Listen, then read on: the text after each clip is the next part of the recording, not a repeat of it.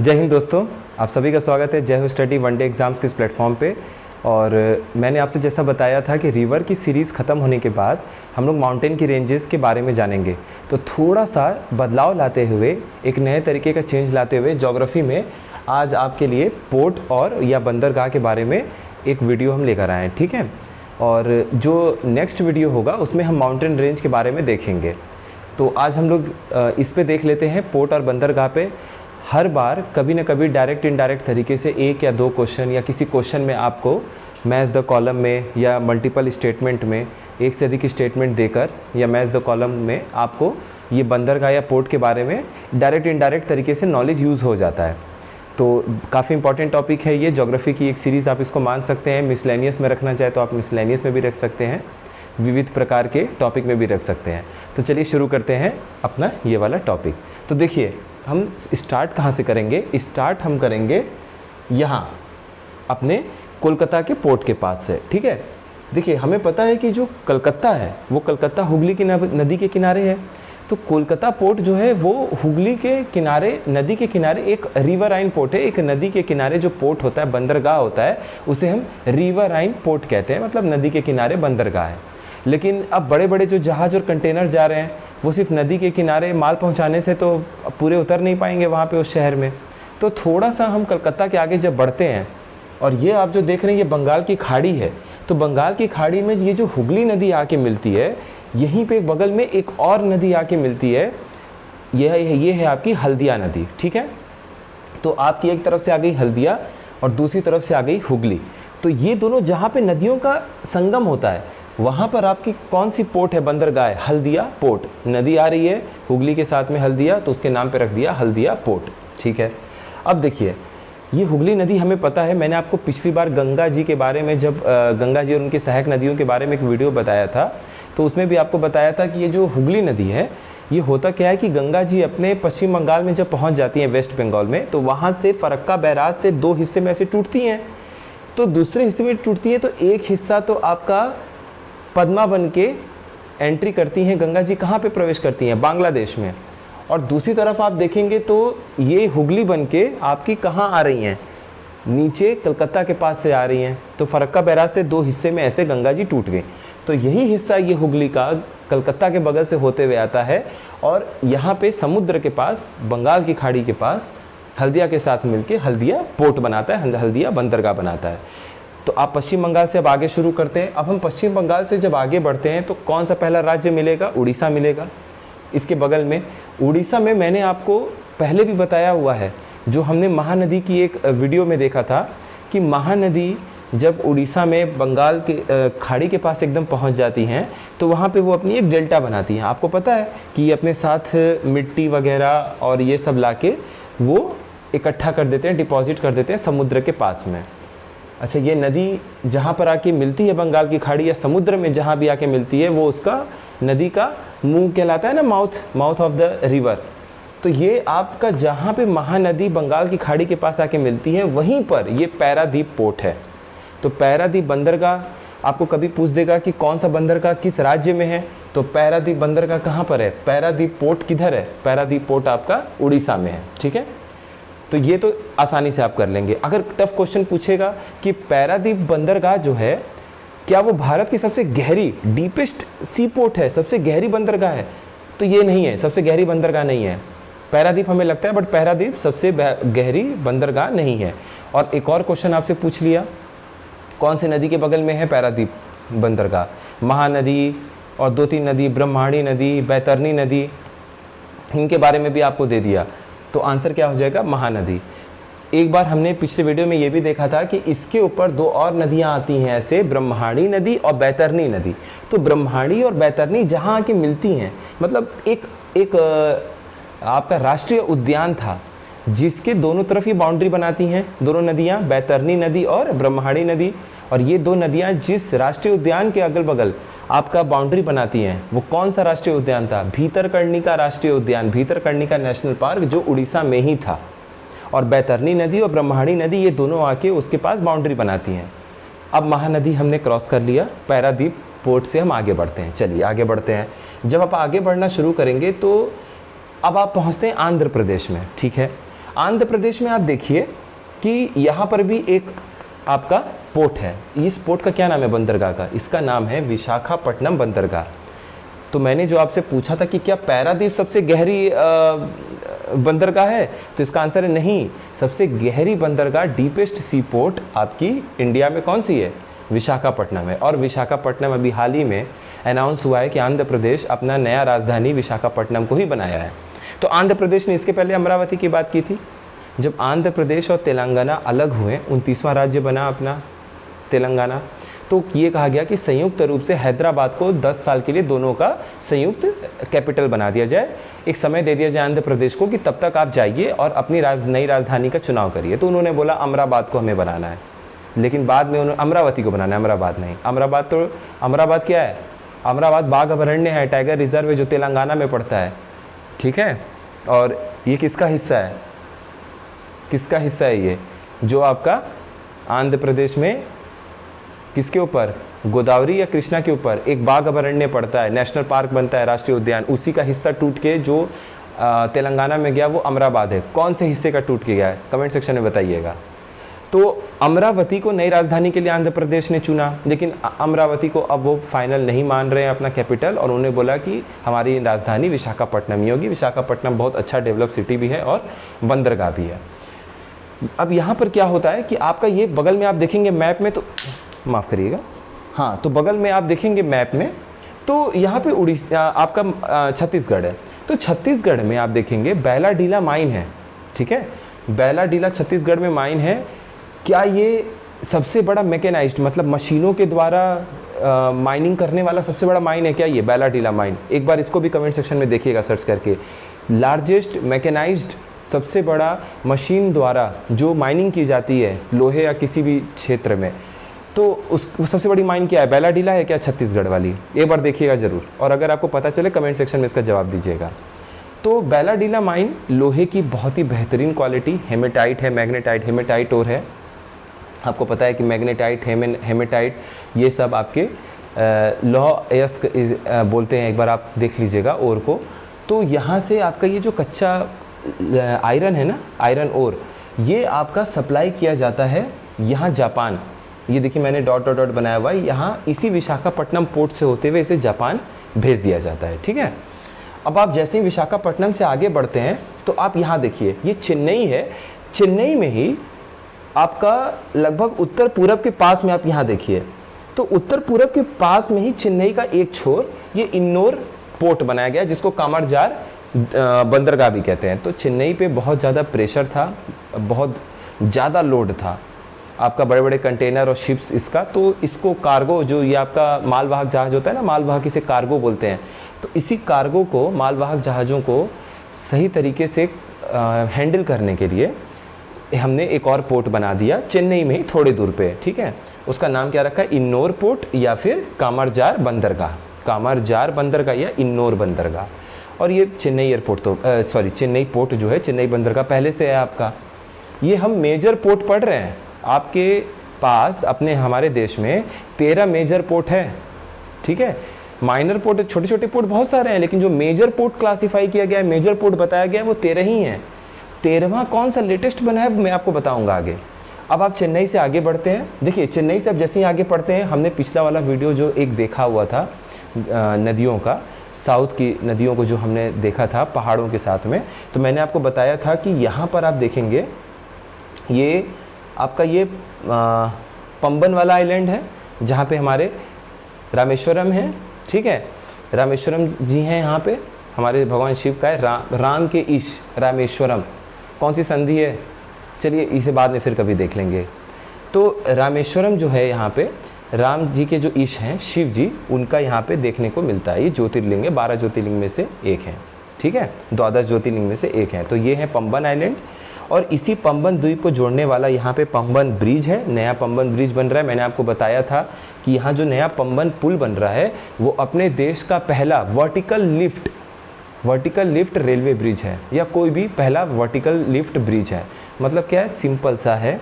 यहाँ ये आपका पंबन का पुल है, ये मान लीजिए ऐसे पटरी है, तो ये धीरे धीरे धीरे करके यहाँ ऐसे ऊपर उठेगा।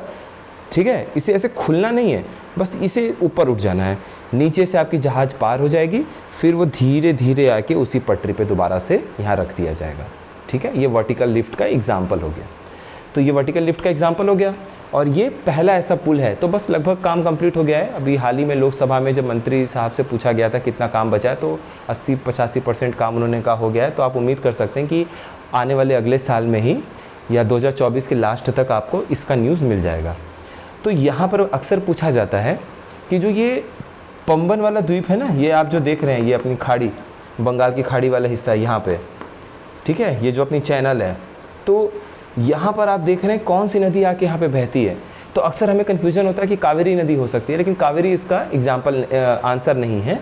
इसका आंसर है वैगई नदी। वैगई नदी यहाँ पर आके बहती है। ठीक है, उसके बाद आप देखिए इसी के नीचे यहाँ पर एक और आपको बंदरगाह देखने को मिलेगा। ये है टूथूखुड़ी बोल दीजिए, टूथूखुड़ी, या फिर टूटीकोरिन। टूटीकोरिन बोल लीजिए, टूथूखुड़ी बोल दीजिए। अब ज़्यादा प्रोनाउंसिएशन इसी का, ये टूथूखुड़ी नाम से आपको देखने को मिलेगा। टूटीकोरिन पहले का नाम था, टूथूखुड़ी। तो ये एक और आपको बड़ा बंदरगाह देखने को मिल गया। तो कितने मेजर सी पोर्ट हमने इधर देख लिए हैं अपने पूर्वी तट पे। सबसे पहले हमने देखा हल्दिया 1, पैरादीप 2, विशाखापट्टनम 3। विशाखापट्टनम सबसे गहरा पोर्ट है, सबसे गहरा बंदरगाह है अपने देश का। उसके बाद इन्नौर 4, जिसको कामरजार भी बोलते हैं। 5वां चेन्नई, और छठा है टूटीकोरिन या फिर टूथूखुड़ी। तो 6 आपको इधर मिल गए, 7 आपको इधर चाहिए। 1 2 3 4 5 6 7, इसे डिलीट कर दीजिए। ठीक है, इसकी कोई ज़रूरत नहीं है। चलिए, तो 7 आपको इस पश्चिम साइड पे मिल गए, 6 आपको इधर मिल गए, 13 आपके मेजर पोर्ट है। 13वां कौन सा है हम अभी देख लेंगे। अब आप यहाँ से शुरू करिए। ठीक है, यहाँ आप आए। अब देखिए केरला में आप देखेंगे कोच्चि बहुत ही मशहूर एक शहर है। तो कोच्चि अपने आप में एक बंदरगाह भी है।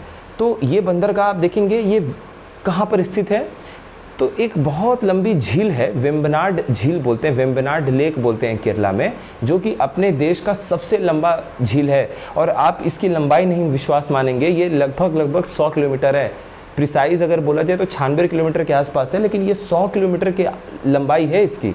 तो इतना लंबा यहाँ आपको झील देखने को मिल रहा है। तो ये वेम्बनाड झील है। अक्सर आप जो नेहरू बोट रेस देखते हैं ना, जो बोट रेस होती है केरला की, वो इसी वेम्बनाड झील के पास में होती है। ठीक है, तो जहाँ ये आप देख रहे हैं कि वेम्बनाड का हेड है, ये वेम्बनाड झील के पास में आपको कौन सा पोर्ट देखने को, बंदरगाह देखने को मिलेगा, कोच्चि। तो ये भी एक क्वेश्चन बन सकता है आपका। और इसे हम क्या बोलते हैं, अरेबियन सी, अरब सागर की महारानी बोल देते हैं। कोच्चि एयरपोर्ट आप कोच्चि बंदरगाह, कोच्चि पोर्ट देख रहे हैं कि अरेबियन सी अरब सागर की तरफ खुला हुआ है। तो अरब सागर की महारानी का नाम हमने दे दिया। जैसे कि आपको याद होगा इटली में एक जगह है वेनिस। तो वेनिस में आप देखेंगे तो क्वीन ऑफ एड्रियाटिक सी बोलते हैं उसे। ठीक है, उसी तरीके से आप यहाँ पर देखेंगे तो ये कोच्चि को क्वीन ऑफ अरेबियन सी बोलते हैं। तो कभी कभी जो क्वेश्चन आते हैं ना जनरल अवेयरनेस वाले टाइप के, कि कौन से जगह को क्या बोला जाता है, ठीक है, तो उसी तरीके से ये क्वीन ऑफ अरेबियन सी कोच्चि को बोला जाता है। तो अगर आपको इस तरीके का ऑप्शन कभी दिखे तो बेहिचक होकर इसमें मार्क करिएगा आंसर। अब हम धीरे धीरे ऊपर बढ़ रहे हैं, ये केरला हमने छोड़ दिया। अब हम कर्नाटका की तरफ बढ़ रहे हैं और 2 पोर्ट हमें अगल बगल ही थोड़े थोड़े दूर पे देखने को मिलेंगे। एक है आपका मैंगलुरु और एक है आपका मोर्मुगांव पोर्ट। अभी जो मैंगलुरु पोर्ट आप देख रहे हैं, यहाँ पे आपका ये देखिए, ये लोहे का सबसे बड़ा खदान वाला एरिया है। ये आयरन ओर का बहुत बड़ा एरिया है कर्नाटका। जब हम ओर के बारे में पढ़ेंगे, कोयला, लोहा, आयरन ओर, कोल माइंस के बारे में, माइन के बारे में पढ़ेंगे, तो यहाँ पे हम कर्नाटका को कवर करेंगे। क्योंकि लोहे की 2 सबसे महत्वपूर्ण जो क्वालिटी वाले ओर होते हैं, एक आपका मैग्नेटाइट कहलाता है, एक आपका हेमेटाइट कहलाता है। तो मैग्नेटाइट आपका कहाँ मिलता है, यही कर्नाटका में मिलता है। कर्नाटका में मैग्नेटाइट मिलता है और बाकी जगह आप उड़ीसा वगैरह देखेंगे तो हेमेटाइट मिलता है। तो यहाँ पे आप जैसे देखेंगे चिकमगलुरु ज़िले में है, कुद्रेमुख माइंस है। तो कुद्रेमुख माइंस वगैरह ये मैंगलुरु और यही सब पोर्ट से आपका सप्लाई होता है।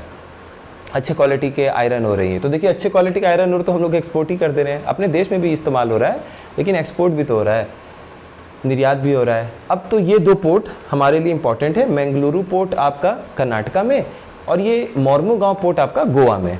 ठीक है, तो ये आपका कर्नाटका में हो गया, ये आपका गोवा में हो गया।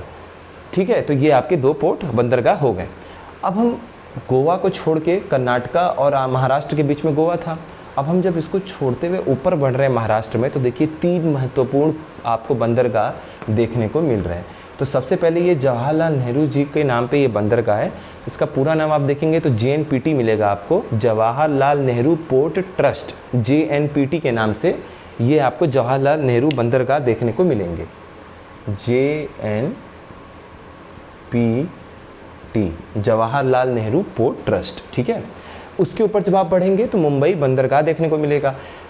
मुंबई बंदरगाह के पास ही है, ये मुंबई के पास ही है जवाहरलाल नेहरू पोर्ट ट्रस्ट, ये लास्ट में है मुंबई के। एक्चुअली जैसे मैंने आपको यहाँ बताया था कि चेन्नई में ही आपका सबसे उत्तर पूर्व में इन्नौर या कामरजार पोर्ट पड़ता है, बंदरगाह पड़ता है, क्योंकि चेन्नई पे लोड कम करना था। ठीक उसी तरीके से मुंबई पे लोड कम करना था, तो जवाहरलाल नेहरू बंदरगाह या जवाहरलाल नेहरू पोर्ट ट्रस्ट को बना दिया गया। अब उसके बाद यही है वो, इस बार जून जुलाई की ही न्यूज़ थी, इस साल की लेटेस्ट न्यूज़ है कि ये वधावन जो पोर्ट आप देख रहे हैं, वधावन बंदरगाह, यही वधावन बंदरगाह 13वां मेजर आपका बंदरगाह है।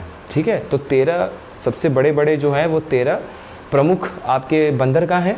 तो 13वां जो प्रमुख 13th मेजर पोर्ट जो अभी हमारे देश में बना है वो आपका वधावन है। तो महाराष्ट्र में आप देख रहे हैं एक के बाद एक 3 आपको देखने को मिल गए। अब हम फाइनल अब बढ़ते हैं आखिरी अपने पोर्ट की तरफ, बंदरगाह की तरफ, जो है कांडला बंदरगाह। अब इसका नाम चेंज हो चुका है, अब इसका नाम हो गया दीनदयाल पोर्ट ट्रस्ट। दीनदयाल उपाध्याय जी के नाम पे दीनदयाल पोर्ट ट्रस्ट इसका नाम रख दिया गया है। और इसकी लोकेशन आपसे पूछ दी जाती है। ठीक है, तो लोकेशन आप देखेंगे ये आपका कच्छ की खाड़ी है, गल्फ ऑफ कच्छ, कच्छ की खाड़ी, और ये आपका कच्छ की खाड़ी है, और ये आपका क्या है, गल्फ ऑफ खंबट, खंबत की खाड़ी है ये, गल्फ ऑफ खंबत, और ये गल्फ ऑफ कच्छ। तो यहाँ पर आपका कच्छ के पास में, कच्छ की खाड़ी के पास में कांडला बंदरगाह देखने को मिलता है। अब ये टाइडल पोर्ट है। टाइडल पोर्ट का मतलब क्या हो गया, बहुत सिंपल से बता रहे हैं आपको, ज्वारभाटा वाला पोर्ट है। अब जैसे मान लीजिए, ज्वारभाटा को समझने का बहुत सिंपल तरीका ये है कि मान लीजिए ये है एक बेस कि यहाँ तक समुद्र का पानी टच हो जाता है। ठीक है, ज्वारभाटा वाला पोर्ट का क्या मतलब है कि कभी कभी समुद्र का स्तर यहाँ पहुँच जाएगा और कभी कभी समुद्र का पानी यहाँ पहुँच जाएगा।